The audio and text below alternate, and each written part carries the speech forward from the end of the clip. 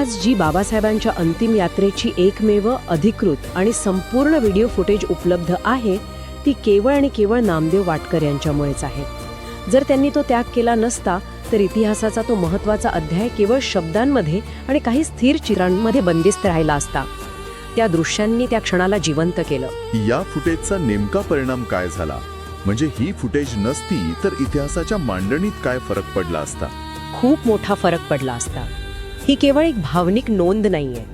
हे बाबासाहेबांच्या कार्याचं आणि त्यांच्या लोकप्रियतेचं एक दृक साक्ष्य आहे, एक व्हिज्युअल एव्हिडन्स.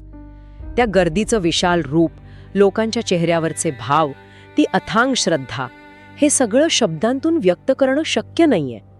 या फुटेजने बाबासाहेबांच्या जनमानसावरील प्रभावाची तीव्रता अशा प्रकारे सिद्ध केली जी हजारो पानं लिहूनही करता आली नसती. हे एक राजकीय आणि सामाजिक शक्तीचं पहिलं मोठं व्हिज्युअल डॉक्युमेंटेशन होतं. हे खरंय, ते आकडेवारीच्या पलीकडचं सत्य दाखवतं. पण ज्या माणसाने एवढा मोठा त्याग केला, समाजाला एवढा मोठा ठेवा दिला, त्या माणसाचं पुढे काय झालं? त्यांना त्यांच्या हयातीत योग्य तो मान सन्मान मिळाला का? दुर्दैवाने नाही. त्यांनी जो त्याग केला